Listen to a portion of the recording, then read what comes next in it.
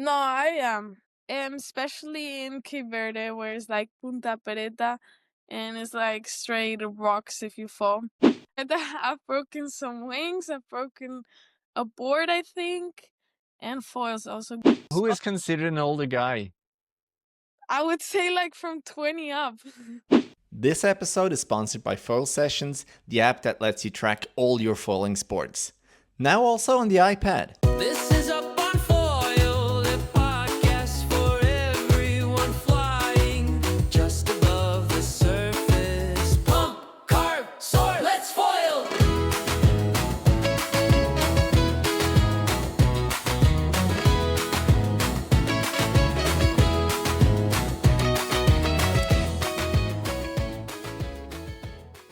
Welcome to episode number 64 of Up on Foil, the podcast where we talk all about foiling. Me, I'm an average foiler, but today we have a world champion with us. And not just once, but 8 times world champion, Nia Suardiaz. Very young still. Thank you very much, Nia, for coming on the show. Is there anything that you want to add right away at the beginning?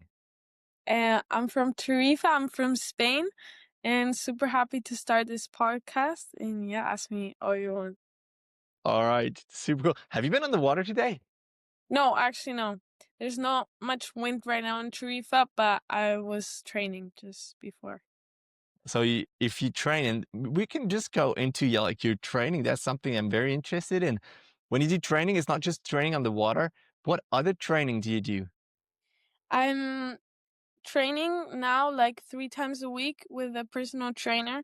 So we do all kinds of training, strength training, mobility, stretching, all those kinds. And normally if I don't have training with my trainer, I usually go to the swimming pool to swim or go to Pilates or try to move my body somehow that's not only in the water.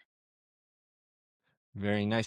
I said at the beginning that you're 8 times world champion. You're 18 years old, which is super young, but also already so much accomplishments. Can you maybe for our listeners tell us where you won those world champion titles? There were some wave, freestyle, slalom. Well, yeah, the special thing I feel like about all my world titles is that I've won every single discipline that there is in wing foiling. I've won the freestyle, wave, slalom, the racing, the big air. So yeah, it has been some really busy years and trying to win as much as possible, but it has been amazing. Very nice. When we look back, your last one, that was free fly slalom. Is that correct? Yes. When was that? Can you tell us about it? Well, it's just a few weeks ago, I was in Abu Dhabi, and there I won the 2 events prior to that. So it was pretty easy for me to win the world title. I just had to be in between the first 3 positions. I still won the competition. That was super cool also. We had super light wind in Abu Dhabi, but it was amazing. And yeah, winning the 8th world title is just incredible. Did you get bored or used to it? It's logical that you kind of have to win, isn't it? I mean, for me, obviously people get more used to it for me winning, but still for me, it's a big accomplishment. Each year it gets harder and harder to win. Each year more and more girls join the world tour. And yeah, just winning another one is just incredible. Obviously for a lot of people watching, they probably think, she's already won so much. But still for me, it's a huge accomplishment. And you're still hungry, obviously, for more. If you say it's getting harder, is it just the amount of people joining, or is it just they're getting better and you have to defend a little more during the races?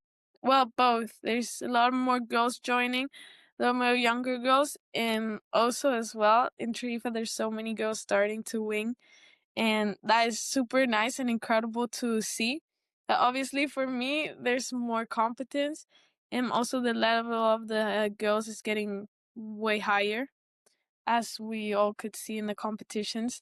So obviously, for me to win in all discipline gets harder and harder, as some girls just train one or the other. For me, I have like a lot of variety, but I'm still super confident, so I don't really like to lose, so I try my best to win. That's super cool. They probably looking up to you as well. Do you give them tips, or you're like, no, no, no, you're against me, so I'm keeping my secrets to myself? No, if somebody will ask me, I'll for sure give them my tips. I have no problem with sharing them. And also, like, here, all the younger girls, when we go to competitions or something, and they're with me, or like we're all in the same competition, I try to help them if I can, or like motivate them, because I know how it was for me at the beginning. So I love giving them a hand or something. That is very nice. We're gonna talk about like how you got into water sports and winging. I just want to like stay on these topics of that competition. And you said that you're doing everything, you're good at everything as well. Do you have like a favorite discipline, or is it the mix that makes it interesting? I think right now, for me, my favorite discipline is like wave riding. It's the one that I get to do the least because we don't really get have so many waves here in Tarifa, and also the wave events are a bit reduced. So when I get the There was one, right, this year. yeah, this year it was only one. So I really hope there's more next year, because the year before we had like Brazil and Morocco and was amazing. But yeah, this year was only one in Cape Verde. It's my favorite competitions of all. So that was also like amazing to win there. But yeah, I think right now that's my favorite discipline. If you just have one competition like that, and you said you don't have a lot of waves at your home spot, how do you train for these? Well, for that competition, I went like 1 month before, or like 3 weeks, and I was training every single day in the waves, so that helped me a lot. And I'll for sure do it next year again. I like love it, and also just like being there, and how much you progress in a few days just being out on the waves is incredible. When you go out there, are you usually by yourself? Do you have a coach with you, or just some competitors? Normally, if I travel or whatever, I go with other competitors or with friends. Like, all of the competitors were actually like pretty close, so it's super nice. Also with my teammates, duathlon teammates, like Wesley lives in Cape Verde, so it's super nice to be there. He pushes me a lot, so that's also really helpful. And yeah, I just normally go out with people that are better than me, or yeah, normally older guys, so it's really nice and you improve way more. Very nice. Nia, just a heads up, if you see me wobbling around, I'm staying on a balance board right now. That's like the only training I can do at the moment. So that's just that. If you're out there in these waves, Nia, honestly, are you never scared? No, I am. Especially in Cape Verde, where it's like Punta Pereta, and it's like straight rocks if you fall. I'm pretty scared. Also, like years before, we've had some pretty big conditions there. And I was also like smaller and haven't had that much training in waves. It was a bit scary for me. Also, like, I think the first year in Cape Verde, my dad was full like in his wetsuit and everything, just in case I felt like to go rescue me.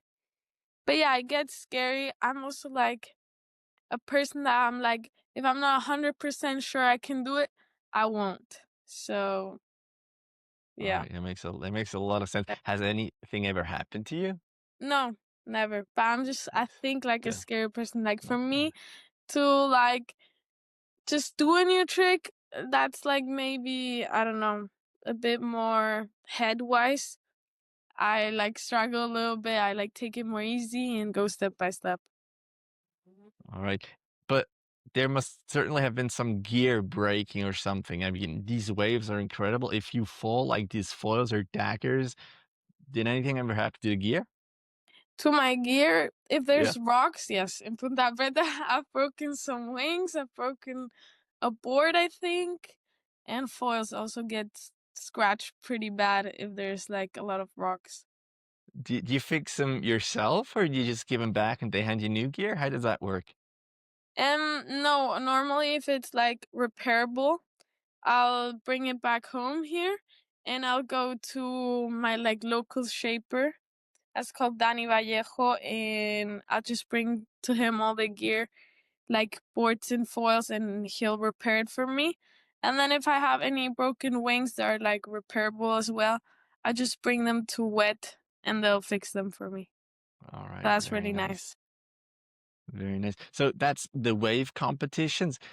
What if we talk about like scary stuff? What is more dangerous, like you in a wave, or if you have a race like a slalom or something? You get pretty close to each other, and they again like are super fast, and you're not 100% sure if they actually manage or if they fall. What is worse for you, or what's better? I think a bad wipeout in waves is worse. Okay. But I haven't had any like bad, like, I mean, if you go really fast and you maybe like crash, it'll hurt a little bit, but like wave, I think would be worse. I've seen some pretty bad crashes in racing of like the guys, but really in the girls, I haven't seen anything too bad. All right, good, good, good. Is because I remember, I think it was Tom who said that they're gonna change something in the wave, how they give you points. Is there anything planned differently for next year? Because as far as I know, and correct me if I'm wrong here, that you're not allowed to use the wing to get you higher up. Is there some change coming, or how does that work?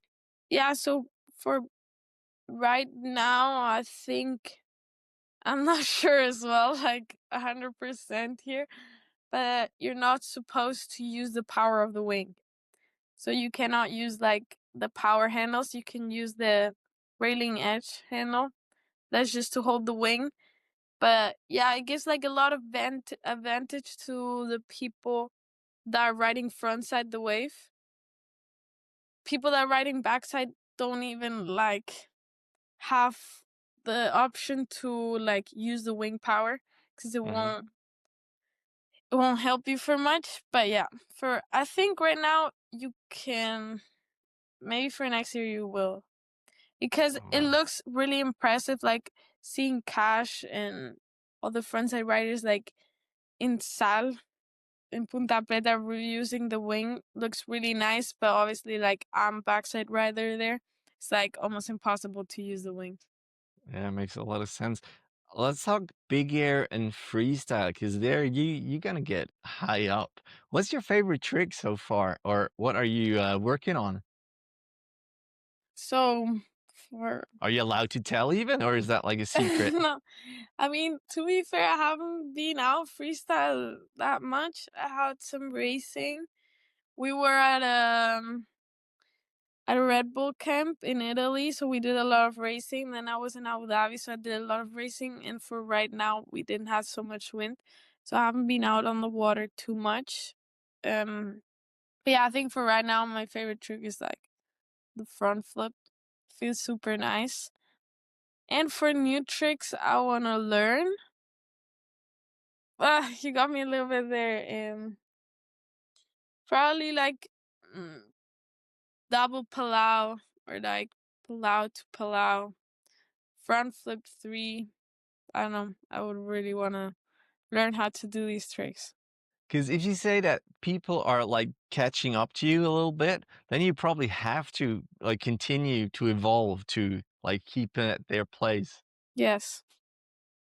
How do you go, like, if you start a new trick, how do you do that? Because I talked to Baltz Raticulo, and he said, yeah, he's just like in his mind, he has to dream it, and once he can dream it, he can actually do it. How do you do that? For me, I like analyze the trick before even trying it, because as I said, I'm like pretty scared person, so if I don't have like my mindset right, I won't try it. And then yeah, for me it's just try after try after try after crash after crash. And then once you get it once, you'll probably like get the hang of it, and then it'll be way easier. And then yeah, just keep crashing until you have it unlocked. Oh, that sounds like a lot of work. Do you Yeah. like do that on the trampoline as well, or like maybe in the gym somehow that you train that, or you do that on the water all the time? I mean, I've seen people trying on the trampoline some tricks. Probably it helps, but I just tried out on the water. Very nice. So you fall a little softer, probably. Is there any other discipline that you think like that would be something super cool? We could do that with a wing as well. Or is it just like, no, there's everything is already set and we don't need to change anything? I think, to be fair, everything's set. We have slalom, race, freestyle, wave, bigger. I don't think there's many more options. Because what I really, for me as a spectator, I love these slalom free flies where you kind of have to take that wing at the off handle. How is that for you? Do you like that or not that much? There's such a debate on that because there's people that like it, there's people that hate it, there's people that don't mind it. I don't know. For me, it's a little bit, don't really care about it. It doesn't really matter that much in the race either. Like, there's not many people overtaking unless you like fall down. But there's people that say it looks really stupid. I don't know, from my point of view. But I actually like it when it's windy. I like it when it's like in Abu Dhabi. We had almost no wind. I thought it was a bit stupid. Where like they're pumping, there's absolute no wind. But yeah, it's something nice. I think it's also different, and I don't know what the spectators think about it. For me, honestly, I love it, and I think it's super cool because if someone does or makes a mistake, then it's Yeah, like, all right, you just need to be 100% focused and have to be able to pump well. yeah, I think it's super cool. Also, when I look at the windsurfers, they have this sausage like in the yeah. first leg. Would that be something that you would appreciate, or say like, no, no, no, we're too fast already. It's dangerous as it is. What do you think Um, about that? a lot of people say it would be really dangerous. I don't think so. I don't really like that much the idea, but it probably would be fun for like a fun race or something. I don't think it would be as like a full competition. I don't know, but as like a fun race, I think would be nice. If we look at all that you've done and maybe look a little bit into the future as well, there are some people saying, yeah, wing foiling, obviously that's going to be at the Olympics as well. Is that something that goes through your head? And how is that going at the moment? Do you have any news maybe you can share? I mean, I have no news about the Olympics. I know they're like considering it, but I don't know if they're gonna do it. If they will, it's gonna be probably in 2032, I think. Yeah, like it's in my mind, obviously, but it's still a long way till there. And yeah, I don't know. If it happens, I would for sure love to participate. Very nice. Maybe we can like take a step back and start at the beginning. Like you said, you are from Tarifa. Were you born there? Have you been on the water ever since you were little? Yeah, I was born here, and my parents, actually, my mom's from Germany, and she moved here for windsurfing. So that's really Nice. nice. And my dad also has a big passion for windsurfing. So as little as I was, I think I was 5 or 3, and they would already put me on a windsurfing board and take me out. I didn't really like it that much, but yeah, once I got a bit older, I started liking it more and enjoying it. So I started going out on the water way more. Then some friends started doing it as well, so it was super fun. We would all go out every single day. But yeah, once I tried wing foiling, I never went back to windsurfing. Yeah. Really, never. Never. I mean, I've done it like a few times, and the days that I do is super nice. But it's like it was super nice for 1 hour, but that's it. When I look back, when I first started wing foiling, or before I started wing foiling, I used to be a windsurfer as well. Probably not as good as you, obviously, but then I kited a little bit and I looked at these wing foils. I'm like, that looks stupid. I don't want to do that. did that cross your mind, or is like, all right, that's something new, exciting, I'm going to do it anyway? I don't know. For me, it's like, as you say, a lot of people were saying I look stupid, and I really didn't think much of it. I was there just on the beach, and it was not much wind to windsurf. And as you know, in Tarifa, it's super gusty. So if it's flat, gusty, not much wind, it's like pretty bad to windsurf. Yeah. And a friend of mine was like, "Yeah, I'm gonna go out and do a wing foiling course. Join me. I don't want to do it alone." And I was like, "Okay, why not? Why not just go out and try it out?" And once I tried it, I was like addicted to it. I was like, "Mom, take me to the beach. I really want to go wing foiling." And I went out almost every single day, and it motivated me a lot. And then And when was that? what? When was that? I don't know, like 4 years ago, I guess. All 4 years ago. And then there was the competition, like the Wall Tour competition here in Tarifa in December. And I participated, but I was like, my level was still pretty bad. But it like motivated me so much to like go out into water every single day that then when we got to the competition of the cat that my dad drove me there. And yeah, I won the competition and was just incredible. And since that day, I swear I think I've done wing foiling almost every single day if there's wind. That is so nice. So you did that competition and you knew, all right, I'm good, I'm better than others, and probably people around you noticed that as well. How did you get like your first sponsor? How did that evolve from Nia just enjoying herself to, all right, I'm gonna go all in? Well, I was here in Tarifa and I was literally one of the only girl here winging. And my like Jaime is the duoton God, Spanish, like I don't know how you call it, like ambassador. Is he like a representative Yeah, or? yeah, like a Yeah. representative. Okay. It has like a really big shop here in Tarifa. And he's super close friends with my parents. I've also ridden like duotone windsurfing sails forever. So we talked to him. He's like, yes, for sure, you can get some equipment. And so I got some equipment for free. And yeah, I started like winging every single day. It was amazing. And then when I got to Lucat and won my first competition, um, yeah, the international two-ton people like wrote me and told me they want me to join the international team. So that was also incredible. Just like winning my first world title and then yeah, getting sponsors internationally. That was amazing. Also, my dad always like used to tell me, "Ah, when you're bigger, you have to be sponsored by Duoton and go to Hawaii and do all the photo shoots and stuff." So that was also super funny, and yeah, it was amazing. That year was incredible. Yeah. And then things like that started to happen.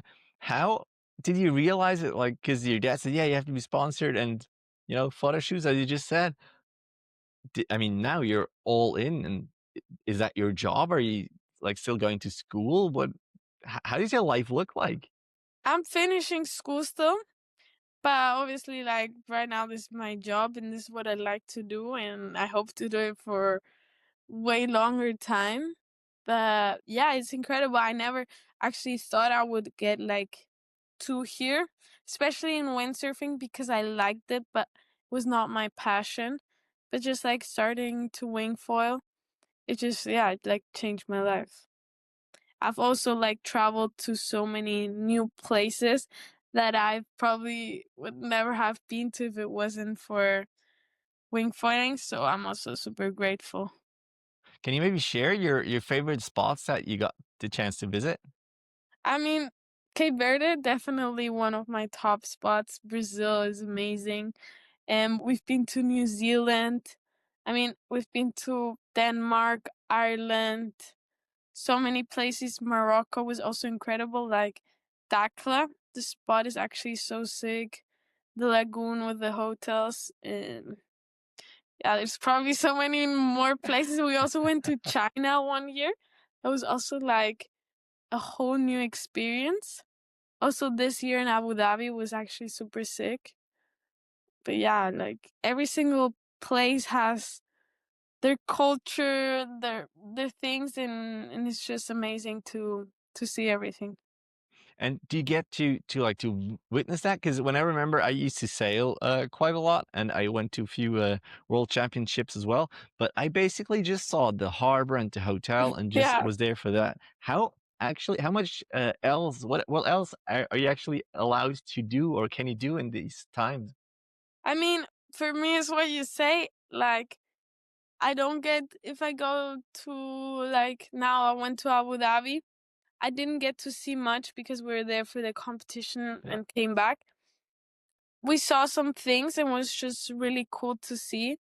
And like Cape Verde or Brazil, I mean, I've been there now like 3, 4 times. And when I go, I usually stay a bit longer. Last year, I was like 2 months in Brazil. So you get to see quite a few things. All right, very nice. How do you plan like your year? Is the year 2025 is probably over? You're just at home now. How do you plan, or when do you plan 2026, or is everything already like set in stone? How does that work? Well, right now it's all in the air. We didn't even get the calendar yet for the Oh, really? competitions.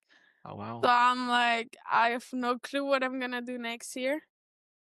But yeah, whenever the like calendar comes out, we do like a little bit like organize the year, see when the competitions are, see when I want to go, if I want to go a bit earlier to train there or not, or stay a little bit longer at home, or do any other like traveling or like visit a new place to train or whatever. So we'd normally like organize everything of that like at the beginning of the year, and then if something pops up like a competition that wasn't planned or whatever, we just like yeah, see how we can organize it. Are you planning that yourself, or are your parents helping you? Do you have like a manager, or is there a sponsor involved as well? Well, my mom's like my manager. My mom has done like all the organizing and everything till now. Also because I was a lot in school. Now like she's pushing me a little bit to start to doing it myself. But yeah, she's the one that organizes almost everything for me. And then how is the sponsor involved? Obviously, you get duotone gear, but you probably get a budget as well to travel. Or are they saying, well, we expect from you this and that, and you have to go there and there? How does that work? I mean, it depends on your sponsor, on your deal, what you have with them. I have a budget, travel, etc. They don't tell you, oh, you have to be first place. Um, but obviously they have like an expectation of you.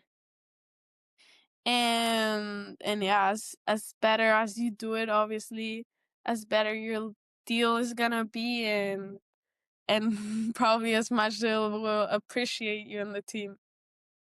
I get that. Um, but now as you've had these world titles, or have these world titles, do you like have a mental coach? Because eventually, probably not, eventually someone's gonna like take that first spot. Yeah. And are you like working that already, or just like, no, no, it's gonna be fine. I'm never gonna lose, A, or B, I don't have a problem with that. I've had like some mental coaches, but I didn't really like fit. Everybody tells me it's super important. I also think it's really important. But yeah, I haven't found like somebody that I really like or would wanna like work with. I think it's super hard also to choose like a person that you wanna like tell, yeah, everything, or like your problems or etc. But yeah, I think it's really important and it for sure helps a lot. But when you like get second place once, that won't be a problem for you, and just gonna continue, or are you gonna say, well, my time is over, my reign is over. Let's make place for a new one.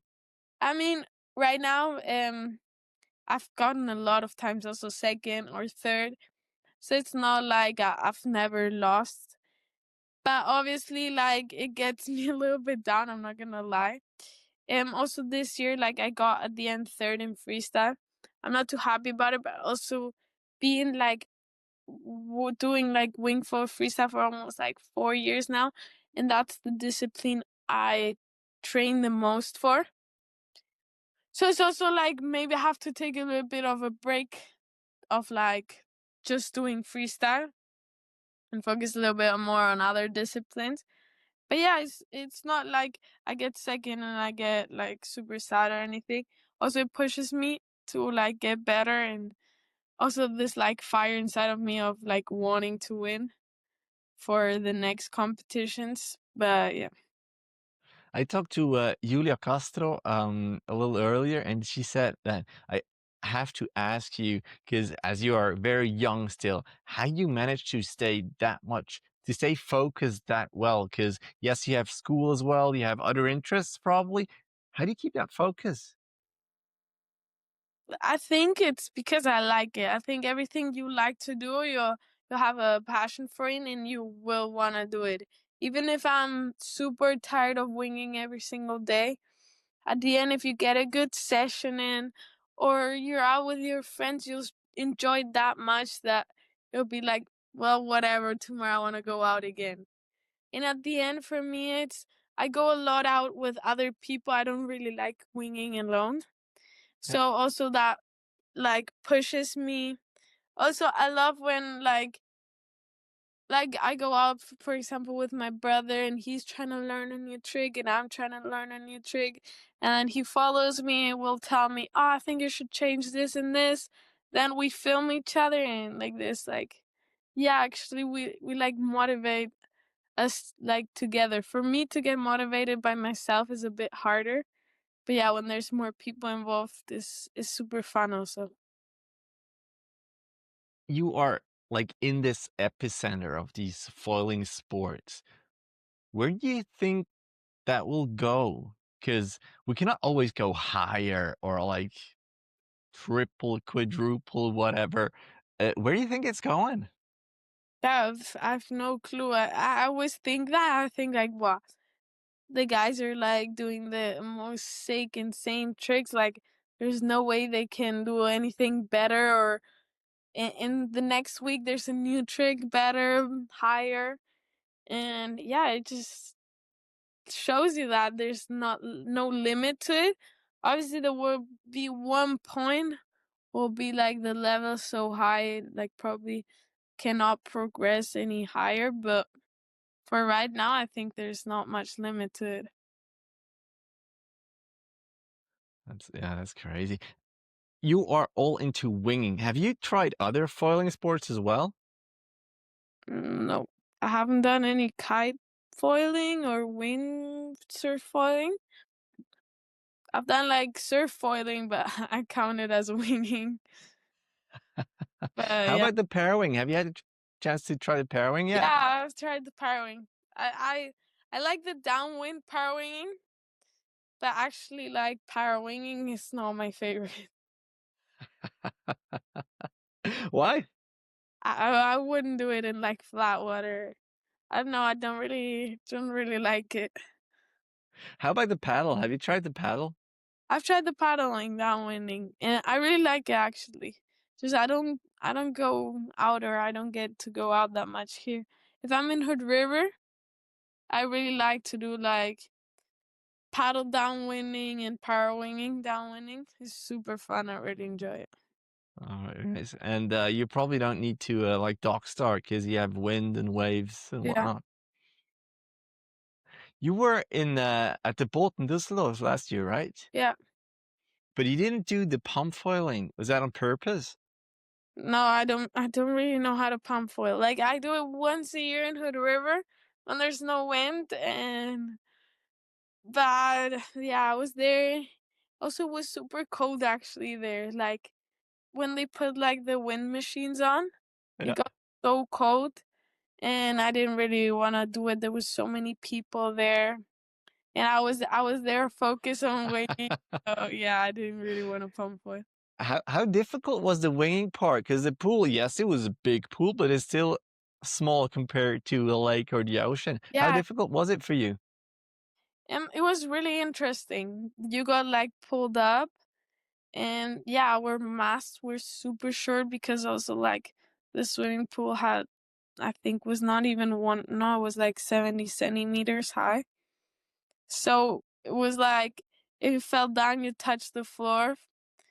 And yeah, it was super small. The wind was actually like super light, weird. Like it's not the sensation of like real wind.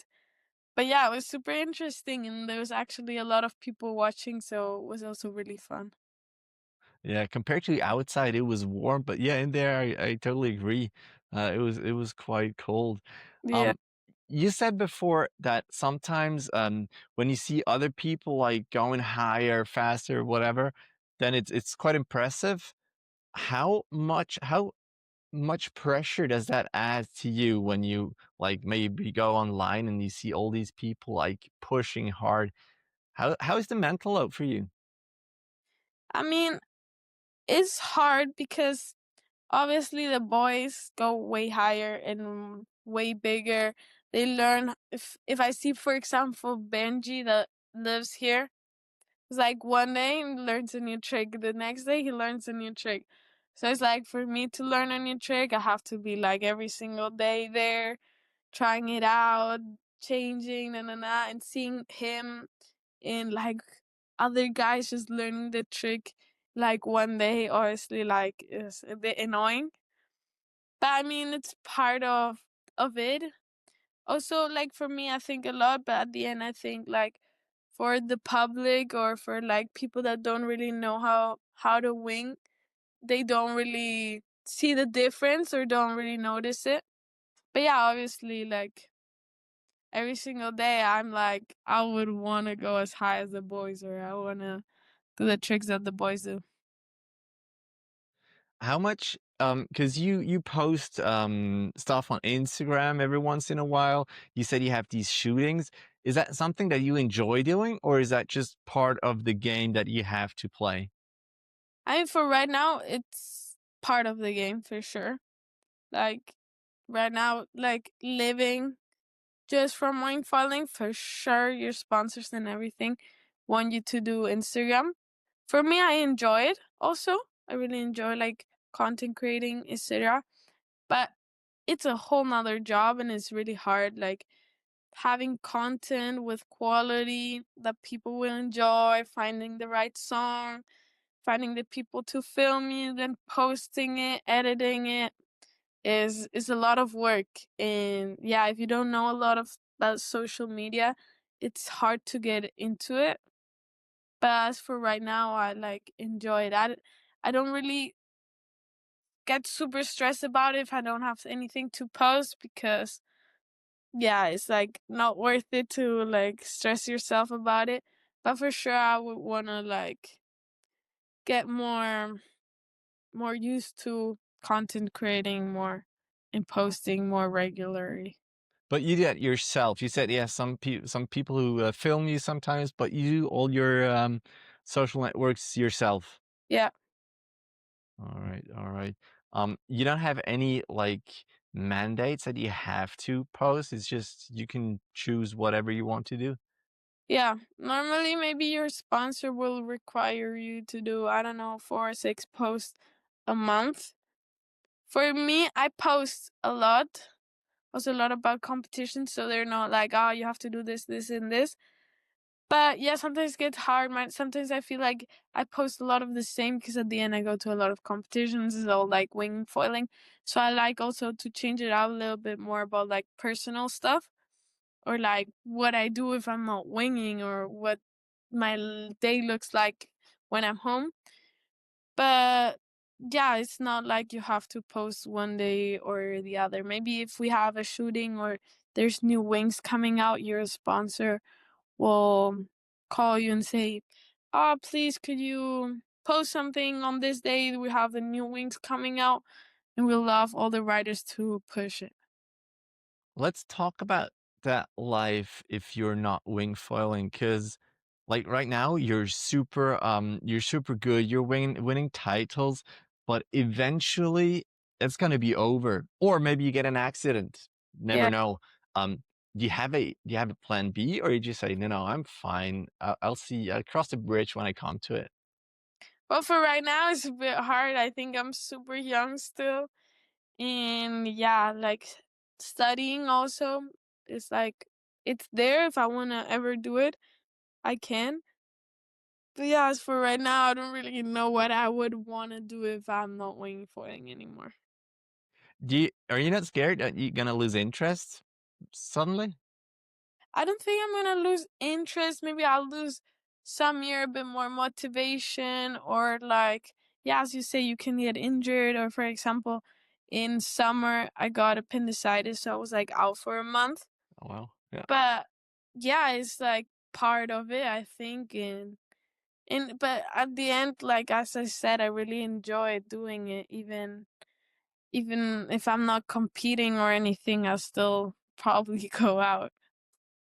Very nice. That's good. I mean, if that's your passion, then it's probably the best thing that you can have. You said that you live in Tarifa right now. You've been to so many places on the world doing water sports. Is there any place that you would say, like, I would want to live there because it's so much better, or I enjoy it more? Or you say, like, Tarifa is like the perfect spot to be? I mean, for me, I really like Tarifa. It's like in the center of Europe. It's close to everything. I mean, obviously, if you go to Brazil or something, it's further away. But at the end, if you live in Brazil, everything's far away. So yeah, I really like it. We don't have like, Tarifa is a really nice place because you can wing almost every single day of the year, but you don't really have the best conditions. You have like stronger wind, lighter wind, gusty, but not really like you'll get an amazing day. But it's also what gets you good at the end if you train every day in the worst conditions. When you get to the good ones, you'll perform really good. But if I had another place to choose where to live, I don't really know what to tell you. It's hard because at the end, I really love like Cape Verde, but I think it's really remote. At the end, there's not much to do if you're not in the water, so I think it wouldn't be for me either. And yeah, I think it's really hard. I really love Spain also. It's like my home country. My family lives here. My grandma lives 1 hour from here, so I Sounds don't really, perfect. yeah, I don't really would want to move really far from them. Well, that's also a good thing. Honestly, if I look all these places, I sometimes think like, oh, it would be super cool to live at the ocean or at least at the lake. But yeah, that ship has sailed. I want to like come to the community, the foiling community, and for you as a pro, there must be like an inner foiling circle. How do you get along with the other pros that you see in every other event? As I said before, I think the winging community, almost everybody gets along really good, especially in freestyle. I think in racing is a bit more competitive. Oh, really? Yeah, in like the racing. But in the GWA, almost everybody's pretty chill. They get along with each other. And yeah, like it's also right now, I think as you saw, there's so many younger kids. For example, in freestyle competing, there's almost no older people anymore or older guys. So yeah, we're almost, Who is considered an older guy? I would say like from 20 up. It's really crazy in wing foiling.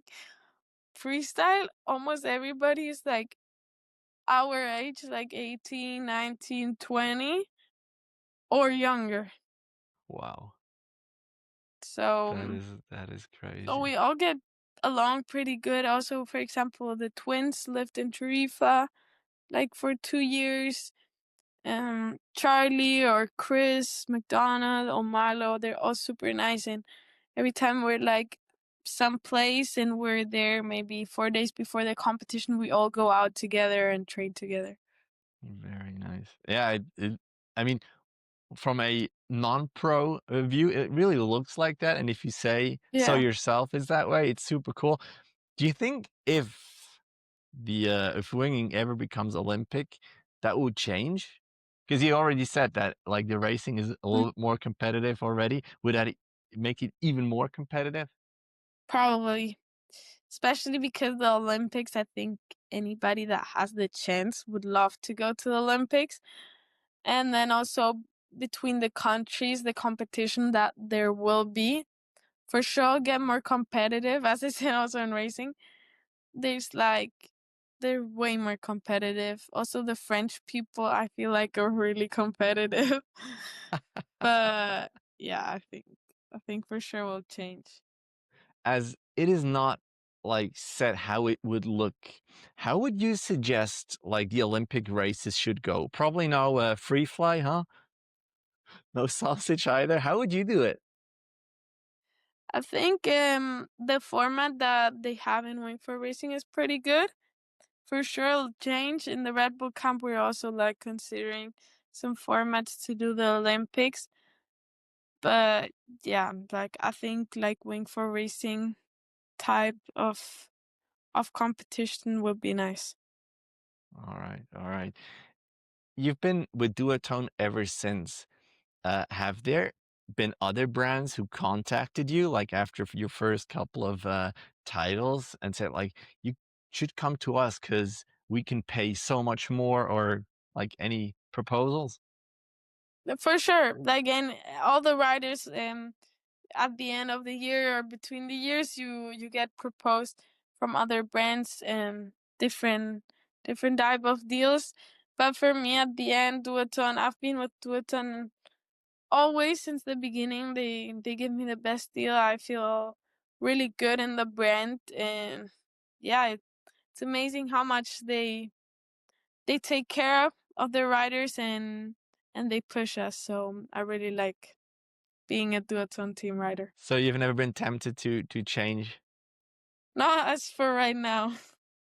How like how much are you involved in R&D as well? Do you get prototypes, or can you like maybe order something? You can say, all right, I like this foil, for example, but I want it to be a little more this way or that way. Do you have your personal foils, or do you have like things off the shelf? No, at the end for me, I get the regular series which comes out. And it's really hard at the end. Duotone is a really big brand. They have like a lot of people that test, a lot of people that do this. There was Spencer Brothers who really into like testing everything. And at the end it's hard to get the foils from one place to the other. And yeah, for me I have so much things to do that at the end testing is also another job. Go out, try this foil and the Right. other one. And yeah, for me, I don't really try much prototypes. If they ask me, I'll for sure give my input, but I don't really have much to say in that area.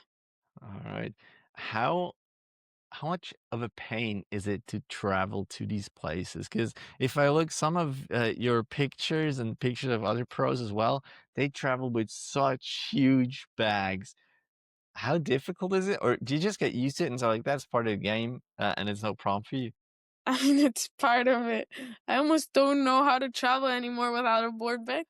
Every time I go without a board bag, it's like I have no luggage. It's incredible. But yeah, it's a bit annoying when you don't have like when you're stressed about the overweight. It weighs a lot. You have to drag it through the whole airport, then hoping it'll get there if they don't lose your bags and everything. Have you ever had anything lost? Yeah, for sure, a lot of times. You get home, it doesn't arrive, or you get to a competition, it doesn't arrive. What'd And you do then? I've been lucky, and maybe if I was there for 3 days before the comp, it arrived just before the Oh, competition. wow. Okay. But yeah, I was a little bit stressed in Abu Dhabi because we got there the day before the competition. So if they lost my bags, for sure I wouldn't been able to compete like for the first few days. But yeah, it's part of it at the end. My mom asked me if I wanted to go before, but I was like, no, I have so much stuff to do here. So if it gets lost, it's gonna, I have to deal with it. If you look forward, maybe in 5, 10 years, where do you see yourself? I don't know. I don't know. I don't know. I hope still doing this sport and still competing, but I don't really know. All right, that's super cool. Yeah, you have time. That's perfect. Nia, do you have anything else you want to tell the world? Not much. They should try winning, and yeah, just do whatever you enjoy, and yeah, follow your heart. All right. Well, thank you very much for taking your time coming on the show. It was a pleasure to talk to you, and I hope to see you at a competition sometimes or just like on the water somewhere. Thank you very much, Nia. Have a nice night. Yeah, you too.